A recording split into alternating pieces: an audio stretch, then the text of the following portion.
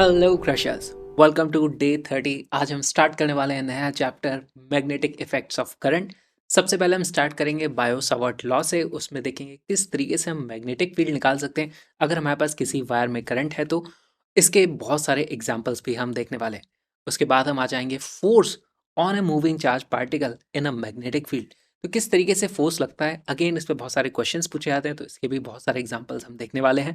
किस तरीके से मूविंग चार्ज पार्टिकल एक सर्कुलर मोशन करते हैं, उनके पाथ में डेविएशन किस तरीके से होते हैं। उसके बाद हम देखेंगे कि वेलोसिटी सेलेक्टर किस तरीके से काम करता है, और लास्ट में हम देख लेंगे कि हमारा मूविंग चार्ज पार्टिकल किस तरीके से हेलिकल पाथ में मोशन करता है, या फिर आप उसको स्पाइरल मोशन भी बोल सकते हो। Next is ampere circuital law. ये हमारे गॉसेस लॉ की तरह है, लेकिन यहाँ पर हम मैग्नेटिक फील्ड और करंट की बातें करते हैं। उसी लॉ का यूज करके हम सोलेनॉइड और टॉरॉइड की भी बातें कर लेंगे। लास्ट में हम देखेंगे कि किसी भी वायर में अगर करंट है और वो एक यूनिफॉर्म मैग्नेटिक फील्ड में है तो किस तरीके से उसके ऊपर फोर्सेस लगते हैं। इसके भी कुछ एग्जांपल्स आज हम कर लेंगे। इस वीडियो के बाद आपको कोई और वीडियो को देखने की जरूरत नहीं है, क्योंकि इसमें बहुत सारे इंपॉर्टेंट कॉन्सेप्चुअल क्वेश्चंस और प्रीवियस ईयर क्वेश्चन को मैंने इंक्लूड कर लिया है। सिर्फ ये वीडियो को देखो, कोई और वीडियो को देखने की जरूरत नहीं है। मेरा नाम विक्रांत किरार है और अब इस वीडियो को स्टार्ट करते हैं।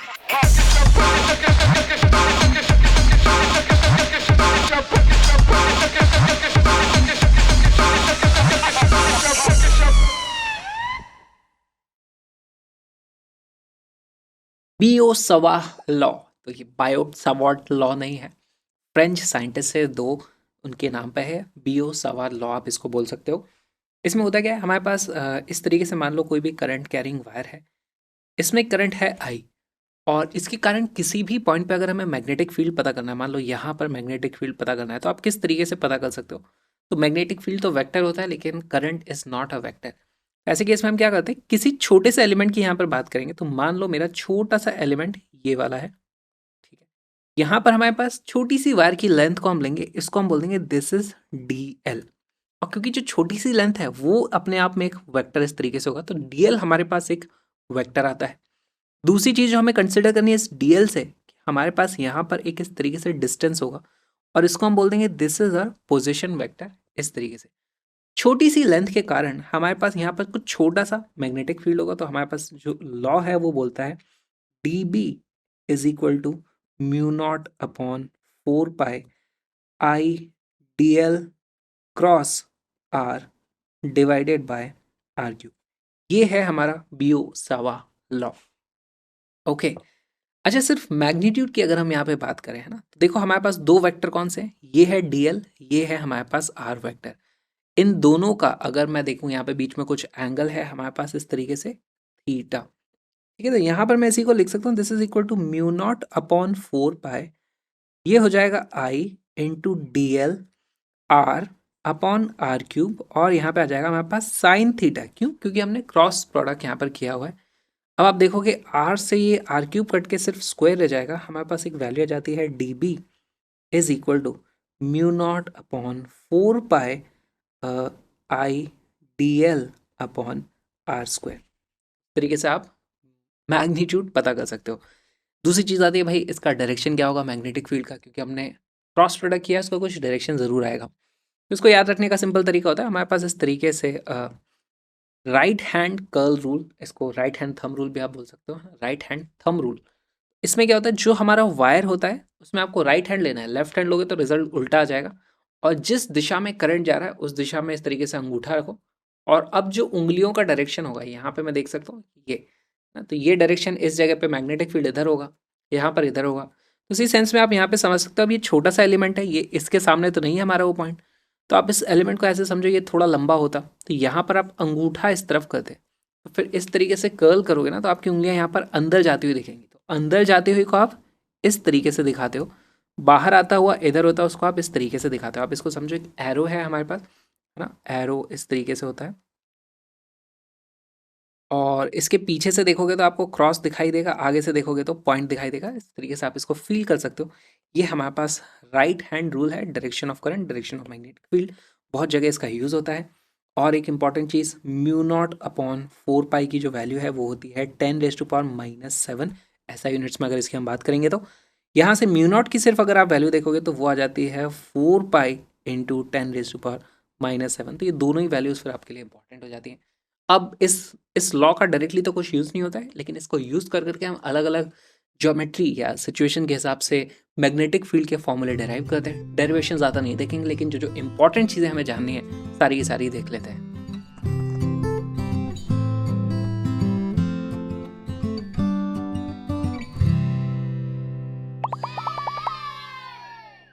Magnetic field due to a straight wire, अगर हमारे पास इस तरीके से एक स्ट्रेट वायर है, इसमें कुछ करंट है आई, तो यहाँ पर जो मैग्नेटिक फील्ड होता है वो इस तरीके से इसके चारों ओर एक सर्कुलर पाथ अगर आप बनाने की कोशिश करोगे तो देखो यहाँ से किसी भी आर डिस्टेंस पे हम बात करेंगे इस तरीके से, आर डिस्टेंस पर हमारे पास मैग्नेटिक फील्ड की वैल्यू कितनी होने वाली है तो डिपेंड करेगा हमारे पास वायर कितना लंबा है और उसकी ज्योमेट्री के हिसाब से हमारे पास पहली बात तो दो एंगल आ जाएंगे। Let's say this is θ1 and this is θ2। इस वायर में हमारे पास करंट है आई। पहले तो हम डायरेक्शन की बात कर लेते हैं। डायरेक्शन किस हिसाब से, आपको राइट हैंड थंब रूल लगाना है। वायर ऊपर जा रहा है, उंगलियां इस तरीके से घुमाओ, राइट हैंड से किस तरीके से घूम रही है। तो यहाँ पर मुझे दिख रहा है कि मेरे पास मैग्नेटिक फील्ड यहाँ पर इनटू द प्लेन होगा, तो मैं इस तरीके से क्रॉस मार्क कर दूंगा। इस तरफ आता तो वो बाहर आता हुआ मुझको मैग्नेटिक फील्ड दिखता। विजुअलाइज करना चाहोगे तो यहाँ से अंदर ऐसे जा रहा होगा, यहाँ पर कहीं पता करोगे तो ऐसे आएगा, यहाँ पर कहीं बाहर आ रहा होगा। ये सब हमारे मैग्नेटिक फील्ड इस तरीके से दिखाई देंगे। ऑलराइट, मैग्नेटिक फील्ड की जो वैल्यू आती है वो आती है B इज इक्वल टू, अभी आपको फॉर्मूला याद कर लेना, उसकी वैल्यू आती है mu naught upon 4 pi r sine of θ1 plus sine of θ2। तो ये हमारे पास कुछ वैल्यू आ जाती है। अगर हमारे पास इनफाइनाइट वायर होता है, ये बहुत ही लंबा वायर होता है, उस केस में क्या हो जाता है, हमारे पास ये जो θ1 है वो 90 डिग्री हो जाता है। इस केस में हम लिखते हैं θ1 is equal to θ2 is equal to 90 degree. यहाँ से B की वैल्यू आ जाती है mu naught upon 2 pi r। यहाँ पर r हमारे पास ये वाला डिस्टेंस है। तो बहुत ही इंपॉर्टेंट फॉर्मूला। इसी का और एक वेरिएशन देख लेते हैं। हमारे पास वायर है और अब की बार यहाँ से शुरू होता है, लेकिन सिर्फ एक डायरेक्शन में इनफाइनाइट तक जाता है ना, इसमें भी करंट है हमारे पास आई। और अब की बार हमारे पास मान लो कोई पॉइंट यहाँ रखा है, ये डिस्टेंस d है, तो इसमें आप किस तरीके से मैग्नेटिक फील्ड निकाल सकते हो। तो यहाँ पर देखो आपके पास अगेन दो एंगल बनेंगे, एक नीचे की तरफ θ1 इस तरीके से हो सकता है, ऊपर की तरफ θ2 होगा। एक एंगल की वैल्यू हो जाएगी 90 डिग्री, ये वाले एंगल की वैल्यू हो रही है 0 डिग्री। तो इस केस में जो मैग्नेटिक फील्ड की वैल्यू आ जाएगी वो कितनी आ जाएगी, B की वैल्यू हो जाएगी mu naught upon 4 pi r। r नहीं आएगा इस बार, हमारे पास क्या आएगा d, mu naught upon 4 pi d into sine of 90 plus sine of 0, है ना। तो इसकी वैल्यू आ जाती है म्यू नॉट अपॉन 4 पाई d। ये जितना आया था उसका एग्जैक्टली हाफ आ जाता है। डायरेक्शन किस तरीके से देखोगे, यहाँ पर देखो करंट ऊपर जा रहा है, राइट हैंड का अंगूठा लो, इस तरीके से घुमाओगे तो आपको पता चलेगा यहाँ पर जो मैग्नेटिक फील्ड है वो आएगा हमारे पास अंदर की तरफ इस तरीके से। और सेम डिस्टेंस अगर हमारा दूसरी तरफ होता है यहाँ कहीं, तो यहाँ पर हमारे पास बाहर की तरफ इस तरीके से मैग्नेटिक फील्ड देखने को मिलता है। इसका एक और लास्ट एग्जाम्पल देख लेते हैं। जब हमारे पास मान लो इस तरीके से एक इनफाइनाइटली लॉन्ग वायर है जो इधर से आ रहा है और यहाँ पर आकर के वो रुक जाता है, इस जगह पे आके वो रुक गया है, करंट है आई, मुझे यहाँ पर पता करना है मैग्नेटिक फील्ड। तो अब देखो यहाँ से मैं देखूंगा तो इस वायर का दोनों एंगल मुझे जीरो दिखाई देंगे। यहाँ पर एक्चुअली बी की जो वैल्यू होती है वो जीरो आ जाती है। इसके एक्सिस पर बी यानी मैग्नेटिक फील्ड की वैल्यू जीरो है। एक्सिस से थोड़ा भी ऑफ होते तो मेरे पास दो एंगल बन जाते हैं इस तरीके से ना, θ1 θ2, और फिर वहाँ पे मैं कैलकुलेशन कर सकता था। इस केस में क्या होता है, हमारे पास एक एंगल आ जाता 90 डिग्री क्योंकि वायर इनफाइनाइट तक है, दूसरा एंगल इस तरफ होने की बजाय वो नेगेटिव में आता है इस तरफ, तो उसको आपको यहाँ पे माइनस करना पड़ता। इस तरीके से आप ज्योमेट्री के हिसाब से मैग्नेटिक फील्ड निकाल सकते हो।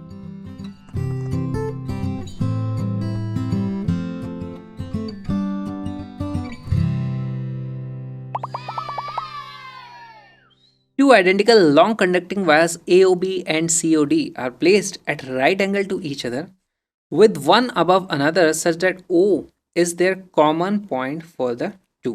ठीक है, the wires carry I1 and I2 currents respectively.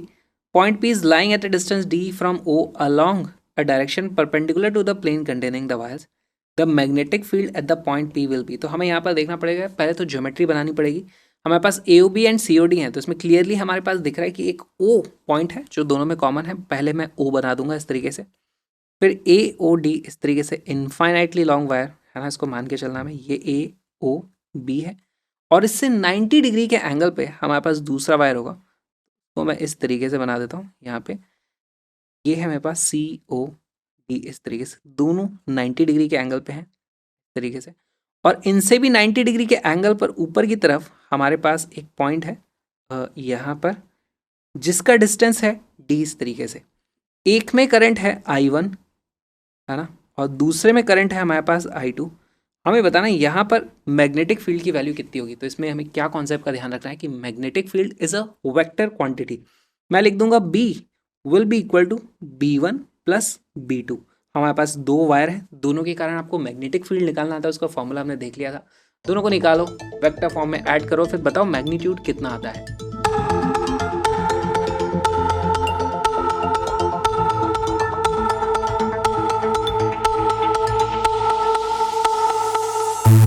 इसका करेक्ट आंसर है डी। कैसे आया देखो, B1 जो है वो I1 वायर के कारण मैग्नेटिक फील्ड है, तो उसको मैं लिख सकता हूँ B1 की वैल्यू हो जाएगी mu not I1 upon 2πD। B2 की वैल्यू कितनी है, वो हो जाएगी mu not I2 upon 2πD। लेकिन आप इनको डायरेक्टली ऐड नहीं कर सकते क्योंकि ये वेक्टर क्वांटिटीज आई है। I1 के कारण जो मैग्नेटिक फील्ड होगा, यहाँ पे देखो राइट हैंड रूल लगाने की कोशिश करो, इस तरीके से अंगूठे में इस तरफ जा रहा है ना आपके लिए, और फिर ऐसे घूमेगा। यहाँ पर मुझे जो दिख रहा है, आया B1 की जो वैल्यू आएगी मेरे पास इस तरफ आएगा, इस तरीके से, दिस विल बी B1। और इस दूसरे वाले के कारण मुझे जो I2 के कारण मिल रहा है वो मिलेगा इस तरीके से, this will be my B2, this will B B। और इन दोनों के बीच में आप देखोगे 90 डिग्री का एंगल है। 90 डिग्री का एंगल है तो मैं डायरेक्टली ऐड नहीं कर सकता, लेकिन यहाँ पर मैं इन दोनों को अगर वेक्टर ऐड करूँगा, तो पहले तो मैं आई कैप जे कैप लिखने की कोशिश करता हूँ, ज़रूरत नहीं है एग्जाम में, पर अभी कोशिश कर लेते हैं। जो B1 की वैल्यू आई है, अगर ये हमारा x है, ये हमारा y है, तो ये इस तरफ आ जाता है, किस तरफ आ गया, ये हमारा पॉजिटिव j, सॉरी z, यानी कि k कैप आप इसको लिख सकते थे। इसको आप माइनस आई कैप लिख सकते थे। इस तरीके से अगर लिखना पड़ गया तो आप इस तरीके से देख लेना। लेकिन अभी क्योंकि 90 डिग्री पे है, तो इन दोनों का स्क्वायर करो और अंडर रूट ले लो, तो आपको मैग्नीट्यूड मिल जाएगा रिजल्टेंट का, है ना। और वो रिजल्टेंट हमारे पास यहाँ कहीं आ जाता है इस तरीके से। जो इन दोनों का वेक्टर सम होगा उसको मैं लिख सकता हूँ अंडर रूट ऑफ B1 का स्क्वायर प्लस B2 का स्क्वायर। और उसकी वैल्यू यहाँ से आ जाएगी, देखो म्यू नॉट अपॉन 2πD, तो दोनों में कॉमन है, वो बाहर आ जाएगा। अंडर रूट में बचता है हमारे पास I1 का स्क्वायर प्लस I2 का square, which is option number D. इस तरीके से डी बन जाता है हमारा करेक्ट आंसर।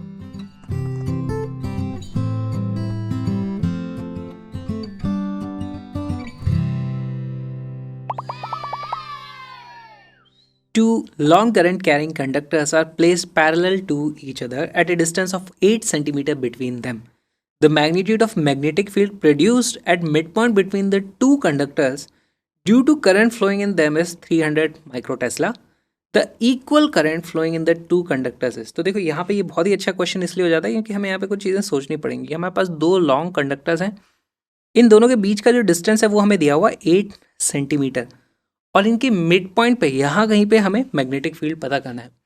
दोनों में इक्वल करंट है। अगर देखो मैं इसको मान लूँ कि ये मेरे पास करंट आई है और यहाँ भी मैं करंट मान लूँ ये आई है, तो देखो इसके कारण अगर आप इस पर ये इस तरीके से लॉ लगाओगे, राइट हैंड थंब रूल, तो इसके कारण यहाँ पर अंदर की तरफ मैग्नेटिक फील्ड आ जाएगा, इसके कारण यहाँ बाहर की तरफ मैग्नेटिक फील्ड आ जाएगा, और हमारे पास दोनों के फॉर्मूले से मैग्नीट्यूड सेम आने वाला है क्योंकि ये डिस्टेंस और जो हमारे पास आई की वैल्यू वो सेम है।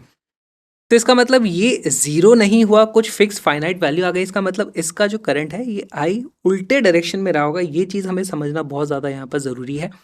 अब देखो इसके कारण जो हमारे पास मैग्नेटिक फील्ड आने वाला है वो आ जाएगा अंदर की तरफ, और इसके कारण जो मैग्नेटिक फील्ड आएगा अब की बार वो भी आ जाता है हमारे पास अंदर की तरफ।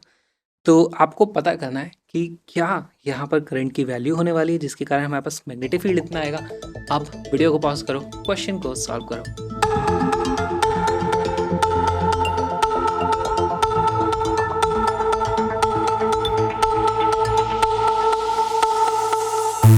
इसका करेक्ट आंसर है बी।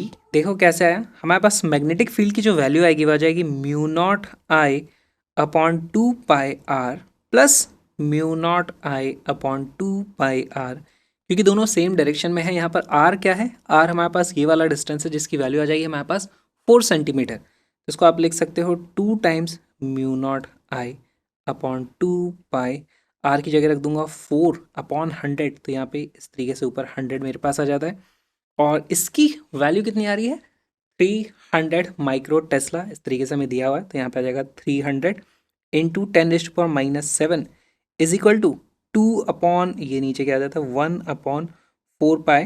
और म्यू नॉट को क्या लिख सकता हूँ, मैं लिख सकता हूँ म्यू नॉट को 4 पाई इंटू 10⁻⁻⁷, इस तरीके से आई इंटू 100 यहाँ पर आ जाएगा। ये इस तरीके से कट जाता है। और ये 300 माइक्रो था ना, तो 10⁻⁻6 यहाँ पर हमें देखने को मिलेगा। अच्छा, यहाँ से हमारे पास 100 से ये इस तरीके से कट जाएगा। आई की वैल्यू आ जाती है 30 एम्पियर। और क्योंकि हमने यहाँ पे डायग्राम में ही ऑपोजिट साइड में बनाया है, तो हमारे पास option B becomes our correct answer. बहुत ही अच्छा ये सवाल था।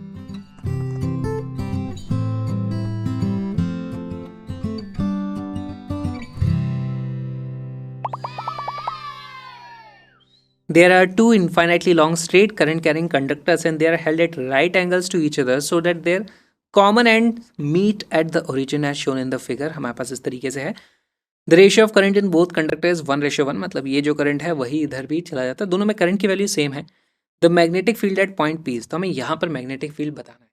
पहली बात तो मैग्नेटिक फील्ड इसको कैसे पता कर सकते हो, तो हमारे पास एक ये लॉन्ग कंडक्टर है, दूसरा ये लॉन्ग कंडक्टर है। हमें लंबे वायर के कारण अगर दो एंगल हो, ये θ1 है, ये θ2 है, तो हमें मैग्नेटिक फील्ड निकालना आता है। इस वायर में देखो, यहाँ पे θ1 एंगल है, तो इसको मैं बोल देता हूँ यार ये है मेरा वायर 1, इसके कारण यहाँ पे कुछ मैग्नेटिक फील्ड होगा, लो वो B1 हो जाता है, इसके कारण हो जाएगा B2।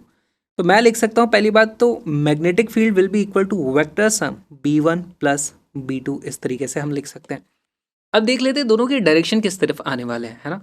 तो अगर इस वाले वायर के हिसाब से मैं देखूं, आप राइट हैंड थंब रूल लगाओगे, है ना, अपना राइट हैंड लोगे, अच्छा इस तरफ आ रहा है, ऐसे आपको दिखाई देगा यहाँ पर कि हमारे पास इस जगह पे हमारे पास magnetic field into the plane आता है। सिमिलरली आप यहाँ पे करके देखो, है ना, इस तरीके से घुमाने की कोशिश करोगे तो वो इनटू द प्लेन, ये भी इनटू द प्लेन आता है। तो दोनों का भाई डायरेक्शन तो हमारे पास सेम आ रहा है, तो मैं सीधे B1 प्लस B2 लिख सकता हूँ। अब B1 में हमारे पास एक एंगल ये होता है 90 डिग्री हो गया है, यहाँ पर ये θ2 है। तो θ2 को भी आप x और y की टर्म्स में लिखने की कोशिश करो, क्योंकि हमारे पास sin θ2 वाली टर्म आती है, राइट। अगर आपको फॉर्मूला याद है तो अगर फॉर्मूला याद है तो आप इसको आसानी से सॉल्व कर पाओगे। वीडियो को पॉज करो, क्वेश्चन को सॉल्व करो।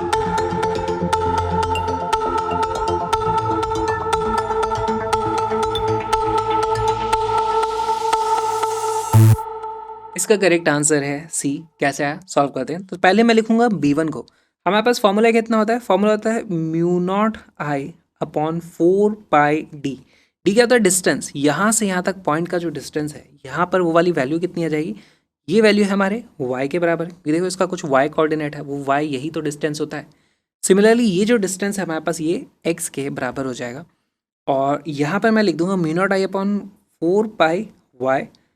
ब्रैकेट में हमारे पास कुछ टर्म आएगी, एक होता है साइन ऑफ दिस एंगल जो साइन 90 डिग्री हो जाएगा, दूसरा हो जाएगा साइन ऑफ θ1, वैल्यू आ जाएगी साइन 90 प्लस साइन θ1, इस तरीके से।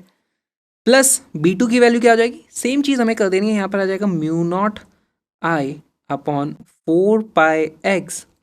इस बार हमारे दो एंगल कौन से, एक एंगल यहाँ पर होगा इस तरीके से 90 डिग्री इनफाइनाइट तक, दूसरा है साइन θ2, तो यहाँ पे आ जाएगा साइन ऑफ 90 प्लस साइन θ2, इस तरीके से।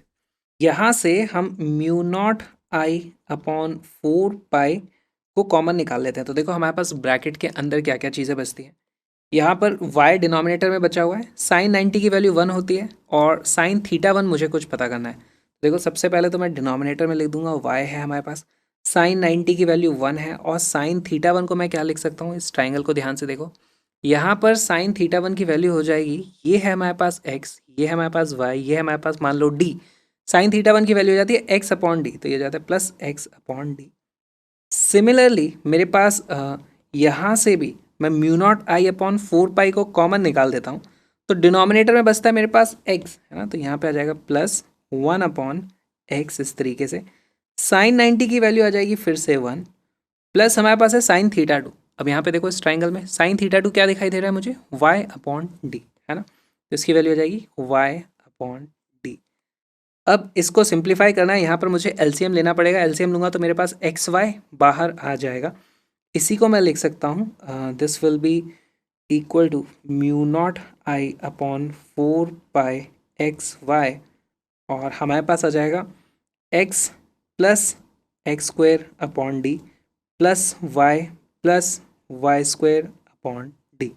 यहाँ पर देखो, इसको मैं ब्रैकेट बंद कर सकता हूँ। क्या मुझे कोई ऑप्शन मैच होता वहाँ पे दिख रहा है?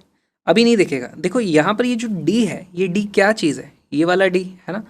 क्या मैं लिख सकता हूँ D is equal to under root of x² plus y², है ना। इसी चीज़ का अगर मैं यूज़ करूँगा तो अब मैं इसको सिंप्लीफाई कर सकता हूँ। यहाँ पे इसकी वैल्यू हो जाएगी mu naught I upon 4 pi XY, और ब्रैकेट में मेरे पास आ जाता है x प्लस वाई, इस तरफ आ जाएगा।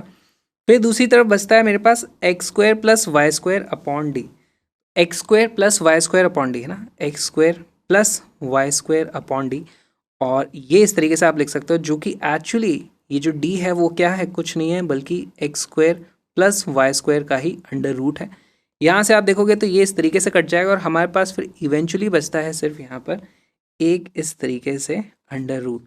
तो आप इसको देख सकते हो, या x plus y under root of x² plus y², और mu naught I upon 4 pi XY आ जाता है। तो यहाँ पर जो हमारे पास ऑप्शन है, ऑप्शन सी इस तरीके से करेक्ट आता है। यहाँ पे ध्यान क्या रखना हमें कि D is equal to under root of x² plus y² है, जो आप यहाँ पे ज्योमेट्री से देख सकते हो। D² is equal to x² plus y²। इस तरीके से कभी कभी आपको ज्योमेट्री का यूज़ करके ऑप्शंस ढूंढने पड़ सकते हैं।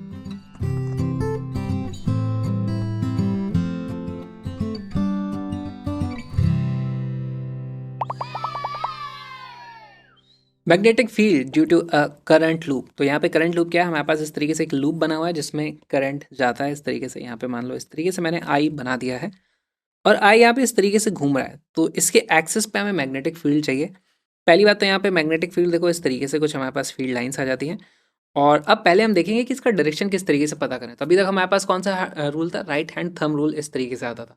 अब इसकी जगह आप उसको बनाओ राइट हैंड कर्ल रूल। तो हमारे पास मान लो ये कॉइल है जिसमें करंट है इस तरीके से, तो जिस डायरेक्शन में करंट घूम रहा है उस डायरेक्शन में आप उंगलियों को कर्ल कर लो इस तरीके से, वही वही थंब है, वही कर्लिंग है। इस तरीके से करोगे तो जो अंगूठा है अब वो आपको मैग्नेटिक फील्ड का डायरेक्शन देता है। तो यहाँ पे देखो, फील करने की कोशिश करो, ये इस तरीके से घूम रहा है। अपने राइट हैंड से इसको इस तरीके से कर्ल करने की कोशिश करोगे तो आपको पता चलेगा कि यहाँ पे मैग्नेटिक फील्ड का डायरेक्शन इस तरफ आता है। पूरे एक्सिस पे जो मैग्नेटिक फील्ड होगा वो इसी तरफ होगा हमारे पास। उसका मैग्नीट्यूड क्या होता है वो हमें अब पता करना पड़ेगा। ये हमारे पास मैग्नेटिक फील्ड की डायरेक्शन आ चुकी है। अच्छा, इसका जो मैग्नेटिक फील्ड है, अब यहाँ से किसी एक्स डायरेक्शन पे अगर हम बात करें, ये एक्स डायरेक्शन पे हमारे पास जो मैग्नेटिक फील्ड होगा वो आएगा इस तरफ, बी इस तरफ आ जा रहा है। अगर करंट का डायरेक्शन आप बदल दोगे तो बी की वैल्यू ऑपोजिट डायरेक्शन में आ जाएगी, लेकिन जो मैग्नीट्यूड आएगा बी को आप लिख सकते हो, आ जाएगा mu naught I r² upon 2 r² plus x²⁵ ये आता है हमारे पास magnetic field due to current I, और सिर्फ एक सिंगल लूप हो। तो अगर हमारे पास यहाँ पर टोटल नंबर ऑफ लूप्स दे दिए हैं n, तो हमें इसको n से मल्टीप्लाई करना पड़ेगा। ये हमारे पास मैग्नेटिक फील्ड आ गया। अच्छा, एट सेंटर की बात करूँ, इसके सेंटर पे अगर मैं बात करूँ तो वहाँ पे मैं x की वैल्यू 0 कर दूंगा। यहाँ पे आप जैसे ही x की वैल्यू 0 करोगे क्या हो जाता है, r² की पावर 3/2। तो बेसिकली ये r³ हो जाता है, ऊपर r² था तो ये यहाँ से कटेगा। एट सेंटर, तो b एट सेंटर, उसकी वैल्यू आ जाएगी mu naught I upon 2r। ये एक बहुत ही इंपॉर्टेंट फॉर्मूला है। अगेन ये एक कॉइल एक लूप के कारण होता है। अगर हमारे पास n लूप है तो आपको n से इसे मल्टीप्लाई करना होगा।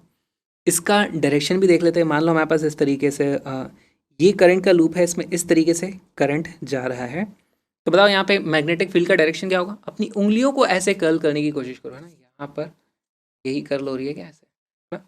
यहाँ पर मुझे दिख रहा है कि जो मैग्नेटिक फील्ड है वो इनटू द प्लेन जा रहा है। मैं यहाँ पे सेंटर में इस तरीके से मार्किंग कर दूंगा। सिमिलरली अगर मेरे पास इस तरीके से ऑपोजिट डायरेक्शन में करंट होगा यहाँ पर, अब मैं देखता हूँ कि मेरे पास यहाँ पर सेंटर पे आउट ऑफ द प्लेन है, बाहर निकलता हुआ स्क्रीन की तरफ ऐसे आ रहा होगा, है ना। ये हमारे पास मैग्नेटिक फील्ड आता है। This is our magnetic field. Magnitude आप इस तरीके से निकाल सकते हो। फॉर्मूला ये याद होना चाहिए, बहुत जगह डायरेक्टली यूज होगा।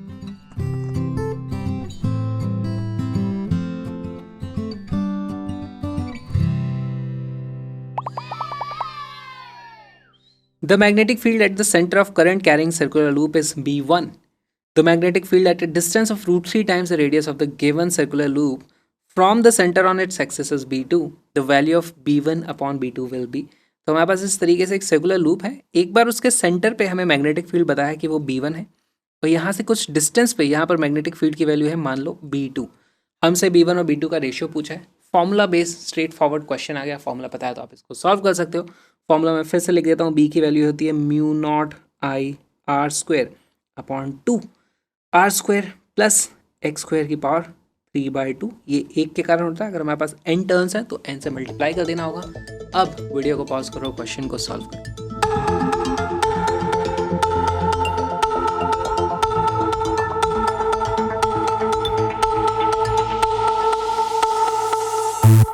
इसका करेक्ट आंसर है सी। सॉल्व करना शुरू करते हैं। सबसे पहले b1 की वैल्यू देख लेते हैं जो कि सेंटर पे है। सेंटर पे आपको क्या रखना है, x की वैल्यू 0 कर देनी है। तो यहाँ से हमारे पास आंसर आ जाएगा mu naught I N upon 2r, this is और b1। b2 के लिए क्या करना है, आप x की वैल्यू कितनी रख देनी है, √3 टाइम्स r। तो इस समय b2 की वैल्यू मिल जाएगी, b2 की वैल्यू आ जाती है mu naught I R square upon 2 into R square plus 3r square है ना, तो वो हो जाएगा कितना 4r स्क्वायर, और उसका अंडर रूट किया है तो वो जाता है 2r, फिर उसका क्यूब कर दिया है तो वो हो जाएगा 8r क्यूब। ये हो जाएगा 8r क्यूब टाइम्स n, और इसकी जो वैल्यू आ जाती है ये फिर हमारे पास इस तरीके से कट जाएंगी वैल्यू। इसकी वैल्यू आ जाएगी म्यू नॉट आई अपॉन ये n अपॉन 8r है ना, 8 इंटू 2r, 2 इंटू 8r। अब यहाँ पे आपको देखना है b1 अपॉन b2 आप करोगे तो उसकी वैल्यू आ जाएगी 1 upon 1/8 which is equal to 8/1, 8:1। Correct answer, straightforward formula based सवाल है।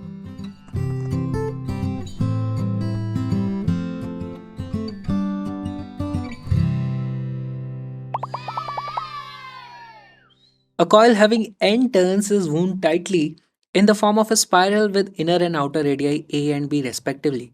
Find the magnetic field at center when current I passes through the coil।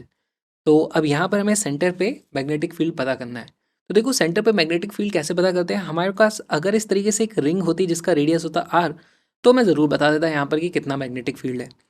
यहाँ पर आप देखोगे कि हर एक वायर के लिए अगर छोटे छोटे एलिमेंट बनाएंगे इस तरीके से तो सबके लिए रेडियस की वैल्यू अलग है ना, इस तरीके से रेडियस बढ़ते बढ़ते बढ़ते बढ़ते इस तरीके से बढ़ जाता है।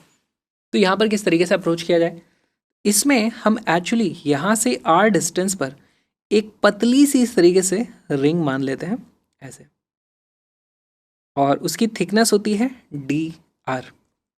अच्छा एक बात बताओ, इसके कारण छोटा सा हमारे पास मैग्नेटिक फील्ड होगा, पतली सी रिंग है। dB की वैल्यू जो हो जाएगी वो जाएगी म्यू नॉट आई अपॉन 2, जो भी हमारे रेडियस की वैल्यू है कितनी r, इस तरीके से।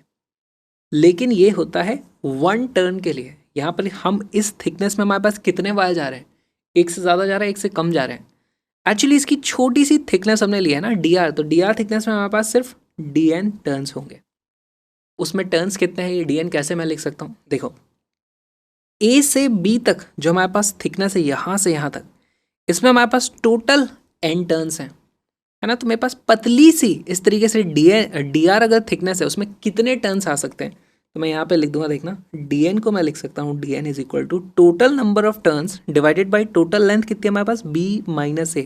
ये हमारे पास टोटल इस तरीके से थिकनेस आ गई, मल्टीप्लाइड बाय हमारे पास छोटी सी जो हमने dr इस तरीके से लिया है, ये हमारे पास dn का एक्सप्रेशन आ गया। अब हमारे पास इस तरीके से हम छोटा सा मैग्नेटिक फील्ड लिख दिया। अब आपको इसको इंटीग्रेट करना है, ठीक से आपको लिमिट्स लगा देनी है तो आपका आंसर आ जाएगा। वीडियो को पॉज करो, क्वेश्चन को सॉल्व करो।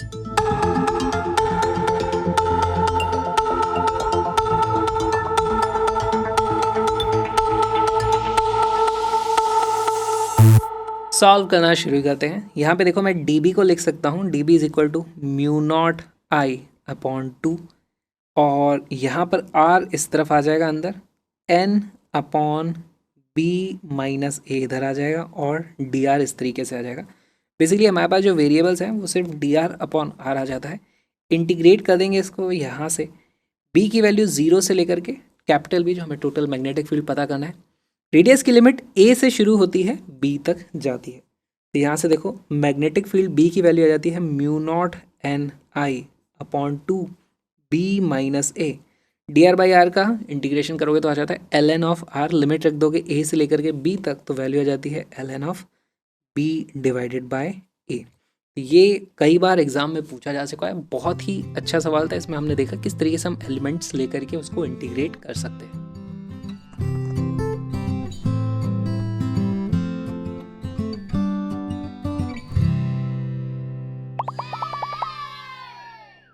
सर्कुलर आर्क के कारण हमारे पास यहाँ पर कुछ मैग्नेटिक फील्ड होगा। पहली बात तो सर्कुलर आर्क में इस तरीके से हमारे पास करंट है। फील करने की कोशिश करो, अगर हमारे पास पूरा का पूरा सर्किल होता है तो हमारे पास मैग्नेटिक फील्ड की वैल्यू कितनी आती थी, बी की वैल्यू आ जाती थी mu naught I upon 2r, इस तरीके से पूरे में आती थी। उसके कारण हमारे पास यहाँ पर मैग्नेटिक फील्ड। अब की बार उसका सिर्फ एक छोटा सा हिस्सा है। अगर ये एंगल है हमारे पास थीटा, तो हमारे पास इसको आप मल्टीप्लाई कर दो थीटा अपॉन 2 पाई से, है ना, क्योंकि पूरे 2 पाई एंगल से हमारे पास ये वैल्यू आती थी, थीटा एंगल से हमारे पास ये वाली वैल्यू आने वाली है। तो आप इसको इस तरीके से भी याद रख सकते हैं, this is equal to B is equal to mu naught I upon 4 pi r multiplied by theta. अच्छा, ये सब सिर्फ एक उसके कारण आई है, एक करंट के कारण। अगर हमारे पास n वायर्स हैं इसी तरीके से मल्टीप्लाइड, तो आप इसको n से भी इस तरीके से मल्टीप्लाई कर सकते हो। डायरेक्शन आपको पता करना है तो किस तरीके से करोगे, यहाँ पर अगर पूरी कॉइल होती तो कैसे डायरेक्शन पता करते, हम उस कॉइल में ऐसे घुमाते हैं और ये हमें डायरेक्शन आता है ना। तो यहाँ पे अभी भी आपको वही करना है। इस पर्टिकुलर केस में मैं देखता हूँ यहाँ पे मेरे पास जो मैग्नेटिक फील्ड आता है वो इस तरीके से आ जाता है बी अंदर की तरफ।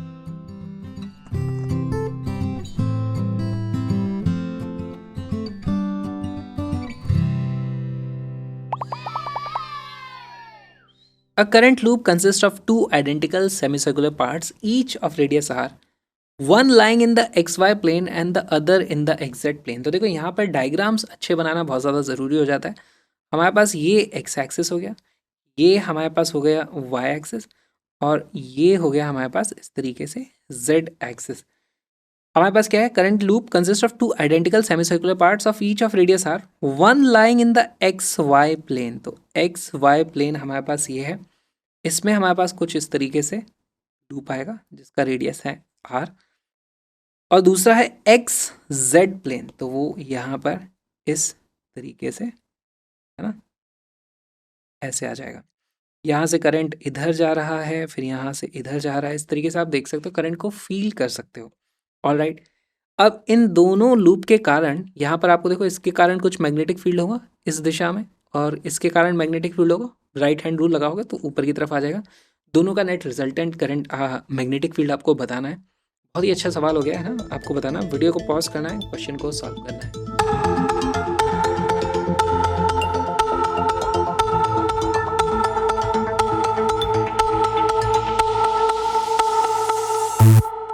इसका करेक्ट आंसर है बी। कैसे आया सॉल्व करते हैं। दोनों रिंग को कुछ नाम दे दो पहले तो। ये है मान लो हमारे पास रिंग नंबर 1 और ये है 2। तो पहली बात तो इसके कारण हमारे पास जो मैग्नेटिक फील्ड होगा वो मुझे दिख रहा है किस तरफ आएगा, इस तरफ आ जाएगा, ये होगा मेरा B1। और जो रिंग 2 है उसके कारण हमारे पास आ जाता है ऊपर की तरफ, ऐसे ये आ जाता है मेरे पास B2। तो हमारे पास जो टोटल मैग्नेटिक फील्ड की वैल्यू आएगी वो आएगी B1 प्लस B2। अच्छा, B1 की वैल्यू कितनी है, वो आ जाएगी mu naught I upon 2r multiplied by कितना एंगल इसने कवर किया है, वो एंगल है पाई, और टोटल एंगल से डिवाइड करना पड़ेगा उसको, तो वो आ जाता है पाई अपॉन 2 पाई। और ये डायरेक्शन कौन सा है B1 के लिए, माइनस के कैप है ना, दिस इज माइनस के कैप, इस तरीके से आप लिख सकते हो। प्लस B2 के लिए अगर मेरे को लिखना है तो सेम वैल्यू आने वाली है, वो भी आएगी mu naught I upon 2r pi upon 2 पाई। और B2 के लिए मैं लिखूंगा तो मेरे पास आ जाता है ऊपर जे कैप, इस तरीके से। वैसे आई कैप जे कैप, अभी तो मैंने रिंग इसको ऐसे ले ली और ऐसे ले ली, उन्हें तो सिर्फ एक्स जेड प्लेन बोला था, मैं ऐसे भी ले सकता था, उस केस में मैग्नेटिक फील्ड नीचे आ जाता। लेकिन उससे आई कैप और जे कैप एक्चुअली उससे फर्क नहीं पड़ता है। क्यों? क्योंकि इन्हें हमसे बस मैग्नीट्यूड पूछा है। मैग्नीट्यूड कैसे निकालोगे, एक इधर है एक इधर है, दोनों का अगर मैग्नीट्यूड सेम है तो हमारा जो रिजल्टेंट आता है वो √2 टाइम्स इससे मल्टीप्लाई हो जाएगा ना। रिजल्टेंट कहाँ आएगा, रिजल्टेंट वेक्टर हमारे पास ये आने वाला है, दिस विल बी और बी रिजल्टेंट, जिसकी वैल्यू हो जाएगी mu naught I upon 2r multiplied by 1/2। इसका कितना हो जाएगा, √2। तो यहाँ पर हमारे पास √2 का फैक्टर आ जाएगा, वेक्टर एडिशन हमने बस किया है। तो मैग्नीट्यूड वाइज है ना, ये सिर्फ मैग्नीट्यूड की बात हो रही है। इसकी वैल्यू आ जाती है mu naught I upon 2√2r। B becomes our correct answer. तो हमें बस यही देखना है कि एक के कारण इधर, दूसरे के कारण इधर सेम मैग्नीट्यूड है, तो हमें √2 से मल्टीप्लाई कर दोगे, आपका आंसर आ जाएगा मैग्नीट्यूड।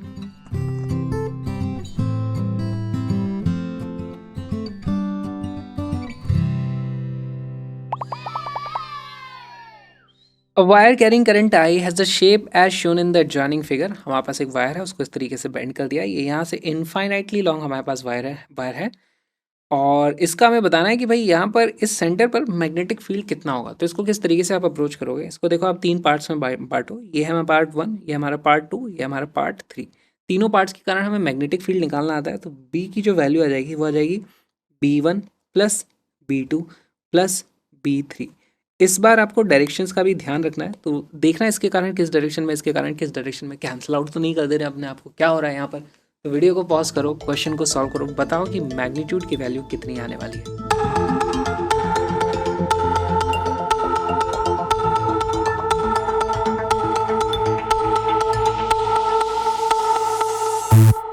सॉल्व करना शुरू करते हैं। सबसे पहले हम देखेंगे B1 की वैल्यू कितनी है। B1 की वैल्यू हो जाएगी, ये देखो ये इनफाइनाइटली लॉन्ग वायर है ना। तो यहाँ पर एक एंगल जो होता है हमारा थीटा, उसकी वैल्यू तो 90 डिग्री हो जाएगी, दूसरी साइड वाला एंगल 0 है। तो B1 की वैल्यू हो जाएगी mu naught I upon 4πr into sine of 90 plus sine of 0। अच्छा, ये तो हमारे पास मैग्नीट्यूड आ जाएगा। डायरेक्शन क्या होगा, देखो ये यहाँ पर इस तरीके से जा रहा है तार उस तरफ, के कारण राइट हैंड को, थंब को उस तरफ पॉइंट करो, ऐसे घुमाओगे तो आप देखोगे अंगूठा उस तरफ होता है, अंगूठी ऐसे घूम जाएगी, उंगलियां आपकी। तो नीचे की तरफ आता है हमारे पास B1 है ना, दिस विल बी B1। ये हमारा डायरेक्शन है माइनस के कैप। जल्दबाजी में इसको y मत समझ लेना, दिस इज z एक्सिस, तो माइनस के कैप में ही आ जाता है। B2 की वैल्यू कितनी होगी, देखो हमारे पास B2 हो जाएगा इस वाली रिंग के कारण। तो पहले तो मैग्नीट्यूड की बात कर लेते हैं भाई। हमारे पास मैग्नीट्यूड आने वाला है mu naught I upon 2r, और एंगल कितना है हमारे पास, यहाँ पर देखो इसने जो एंगल कवर किया है वो है हमारा पाई, डिवाइडेड बाय हम यहाँ पर इस तरीके का करते हैं 2π, राइट। तो ये आ गया। डायरेक्शन कौन सा होगा, तो यहाँ पर ये इस तरीके से घूम रहा है ना, राइट हैंड रूल से आप देखोगे वो जाता है, उंगलियाँ इस तरफ घुमाओगे तो वो जाता है इस तरफ, ये आ जाता है हमारे पास B2 इस तरीके से, ठीक है। तो ये कौन सा डायरेक्शन हो गया हमारे पास, माइनस का x डायरेक्शन, तो इसको मैं माइनस आई कैप इस तरीके से लिख सकता हूँ। टाइम आ गया है B3 वेक्टर पता करने का। B3 वेक्टर की वैल्यू आ जाती है इसके कारण, देखो करंट इस तरफ आ रहा है, तो यहाँ पर हमें जो एंगल डायरेक्शन मिलता है B3 भी इसी तरफ आने वाला है, दिस विल बी B3, ठीक। मैग्नीट्यूड कितना आ जाएगा, अगेन वही mu naught I upon 4πr multiplied by sine of 90 plus sine of 0, direction फिर से माइनस के कैप। तो यहाँ पर अब आपको बस इसको सॉल्व करना है। सॉल्व करने में क्या होगा, हम सारी की सारी चीज़ों में से mu naught I upon 4πr, mu naught I upon 4πr इस तरीके से कॉमन निकाल सकते हैं। यहाँ से वैल्यू आ जाती है, और मैं माइनस को भी कॉमन निकाल देता हूँ, तो minus mu naught I upon 4πr को मैंने कॉमन निकाल दिया है, तो बचता है मेरे पास 2k कैप और प्लस पाई आई कैप, और यही हमारा आंसर हो जाता है। मैग्नेटिक फील्ड की फाइनली हमारे पास ये वैल्यू आने वाली।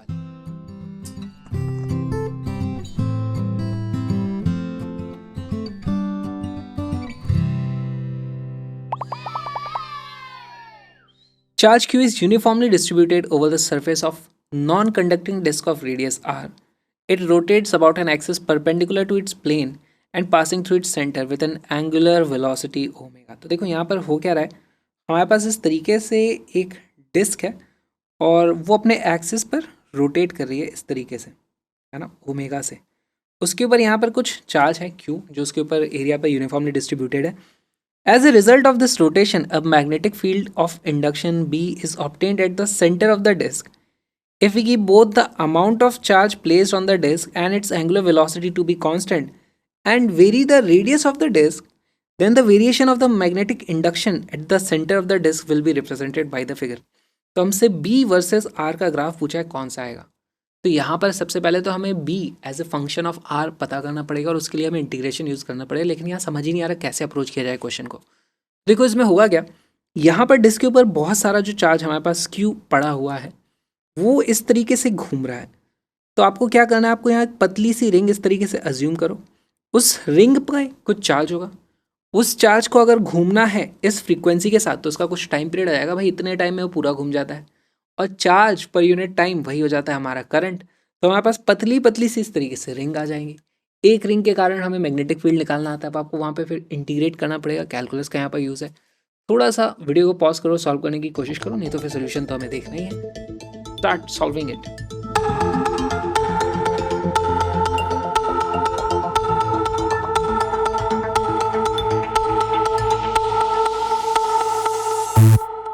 इसका करेक्ट आंसर है ए। देखो कैसे आया। सबसे पहली चीज़ तो हमें लिखना है कि छोटा सा जो मैग्नेटिक फील्ड आएगा, एक पतला सा छोटा सा एलिमेंट लेते हैं, यहाँ से आर हम थोड़ा सा ऊपर जाएंगे, वहाँ पे हम डी आर थिकनेस की इस तरीके से एक रिंग मान लेंगे, ठीक है। उसके कारण हमारे पास छोटा सा मैग्नेटिक फील्ड आ जाएगा। अच्छा, मैग्नेटिक फील्ड का फॉर्मूला क्या होता है, हमारे पास mu naught I upon 2r, इस तरीके से हमारे पास फॉर्मूला आ गया। अब ये आई देखो, यहाँ पर ये सारी की सारी चीज़ें फाइनाइट है, एक्चुअली जो करंट होगा ना वही हमारा छोटा सा एलिमेंट होगा, वहाँ पर जो डी आई एलिमेंट हमें लेना है, डी आई, क्योंकि वो पतली सी थिकनेस में थोड़ा सा ही करंट होगा। क्या मैं वो डी आई का एक्सप्रेशन लिख सकता हूँ, तो किस तरीके से लिख सकता हूँ, हमारे पास डी आई की जो वैल्यू हो जाएगी, d I is equal to charge per unit time, है ना। तो हमारे पास लेट से वो यहाँ से चार्ज था, क्यों वो पूरा का पूरा घूम जाता है, उसको कितना टाइम लगता है घूमने में, टाइम पीरियड। टाइम पीरियड कैसे निकलेगा, ओमेगा है तो टाइम पीरियड निकल जाएगा। डी आई की वैल्यू आ जाएगी charge D Q upon time period, ठीक। डी क्यू वैल्यू कितनी है, डी क्यू की वैल्यू, छोटा सा चार्ज है, देखो चार्ज की वैल्यू हो जाएगी, हमारे पास चार्ज डेंसिटी है q upon pi r square, total charge divided by total area, multiplied by उस डिस्क का जो एरिया है, वो डिस्क का एरिया कितना है, वो आ जाएगा 2πr इंटू डी आर, है ना। इस तरीके से पतली सी हमारे पास डिस्क और डी आर थिकनेस है, तो ये हमारे पास छोटा सा एरिया आ गया। तो ये डी क्यू की वैल्यू हो गई।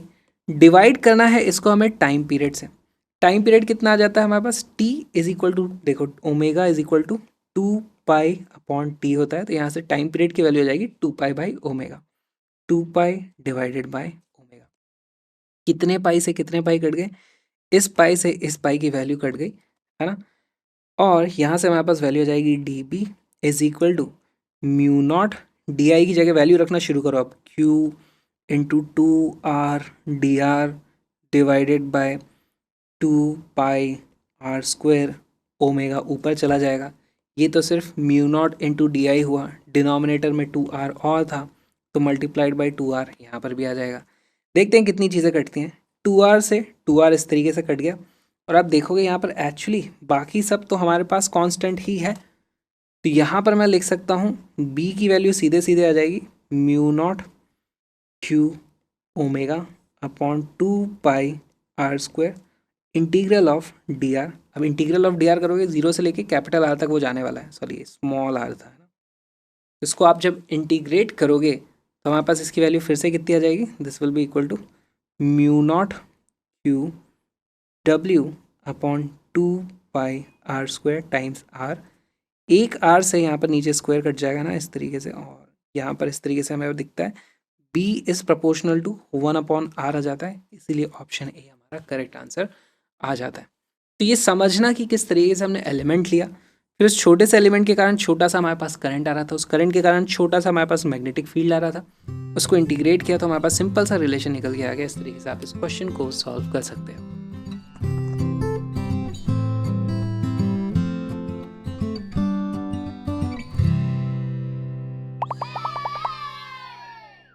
A current I flows through a closed loop as shown in the figure. The magnetic field induction at the center O is. तो अब ये बहुत अच्छा सवाल है, स्ट्रेट फॉरवर्ड फॉर्मूला बेस्ड सवाल है, लेकिन फॉर्मूला अप्लाई करने में ना छोटी छोटी बहुत सारी गलतियां हो सकती हैं, इसलिए वीडियो को पॉज करो, एक बार खुद से सॉल्व करने की कोशिश करो। मैग्नेटिक फील्ड एक इस पार्ट के कारण होगा, दूसरा इस पार्ट के कारण होगा। वीडियो को पॉज करो, क्वेश्चन को सॉल्व करो।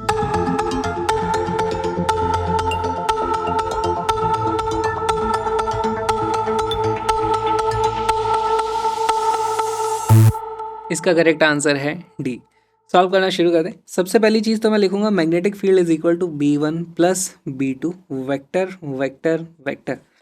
डायरेक्शन देख लेते हैं भाई, यहाँ से करंट इस तरीके से जा रहा है तो इसके कारण जो हमारे पास मैग्नेटिक फील्ड होगा वो भी आप देखोगे कि आता है अंदर की तरफ, यहाँ पर ये अंदर की तरफ आ जाता है, और ये जो वायर है इसके कारण भी आप देखोगे तो वो भी अंदर की तरफ आता है। तो सारे के सारे मैग्नेटिक फील्ड हमारे पास अंदर की तरफ आने वाले हैं, तो हम डायरेक्टली ऐड कर सकते हैं, हमें वेक्टर एडिशन सोचना नहीं पड़ेगा, डायरेक्शन सेम आ चुकी है। अच्छा, B1 की वैल्यू कितनी है? अगर यह है हमारा 1 है, this is 1 and this is part 2, इसके कारण हमारे पास जो सेंटर पर मैग्नेटिक फील्ड होने वाला है उसकी वैल्यू आ जाएगी mu naught I upon 2r multiplied by, किससे मल्टीप्लाई करते हैं? जो इसने एंगल सबटेंड किया है डिवाइडेड बाय टोटल एंगल जो होता है। तो इसने जो एंगल सबटेंड किया है वो कितना है? 2 पाई माइनस 2 थीटा है ना, तो वैल्यू आएगी 2 pi minus 2 theta divided by total angle जो होता है 2 पाई, ठीक। प्लस B2 की वैल्यू कितनी होती है हमारे पास? वायर के कारण, अब देखो यहाँ पर इसको आप इस तरीके से ब्रेक कर सकते हो, तो हमारे पास दो एंगल हो जाएंगे ना, this will be θ1, this will be θ2, दोनों की वैल्यू थीटा के ही बराबर है, सिमेट्री यहाँ पर है। तो इसकी वैल्यू जाती है mu naught I upon 4 pi D, 4 pi R distance जो होता है, multiplied by sine of θ1 plus sine of θ2, तो उसको मैं 2 साइन थीटा लिख देता हूँ इस तरीके से। ऑल राइट, यहाँ पर मैंने गलती कर दी है। क्या गलती कर दी? 2 पाई आर नहीं होता, वो 2 पाई डी होता है। डी क्या होता है? वायर से डिस्टेंस, उस पॉइंट का डिस्टेंस कितना है, देखो ये है आर, तो ये डिस्टेंस हो जाएगा कितना? R cos theta. तो ये छोटी सी मिस्टेक हो सकती थी, यहाँ पे कॉस थीटा हमें लगाना पड़ेगा इस तरीके से। जैसे ही कॉस थीटा लगा तो ये बन जाता है हमारा, क्या बन जाता है? Tan theta. कॉमन क्या निकाल दूंगा मैं यहाँ से? Mu naught I upon 2 pi, r को मैं कॉमन निकाल दूँ तो अंदर बचता है मेरे पास pi minus theta plus tan theta, है ना, ये आ जाता है हमारे पास, और यही हमारा option D is our correct answer. ये वीडियो कंप्लीट देखने के लिए अब आपको आना पड़ेगा क्रैशअप ऐप पर, link is in the description. पूरा का पूरा कोर्स वहाँ पे आप देख सकते हो, साथ में एडिशनल एक्सरसाइजेस भी जिन जिन वीडियो में ज़रूरत पड़ती है वहाँ पर आ जाती हैं, और आप कलरफुल नोट्स को भी डाउनलोड कर सकते हो। वैसे ये कलरफुल नोट्स सारे के सारे फ्री हैं, एब्सोल्युटली डाउनलोड कर सकते हो, link is in the description. PDF print करा के रख सकते हो, रिविजन इससे बहुत ज़्यादा अच्छा हो जाएगा। अच्छा, साथ में मेरे व्लॉगिंग चैनल को भी सब्सक्राइब करो यार। तो हम मिलेंगे अब नेक्स्ट व्लॉग में या फिर नेक्स्ट वीडियो में, जहाँ आपकी मर्जी।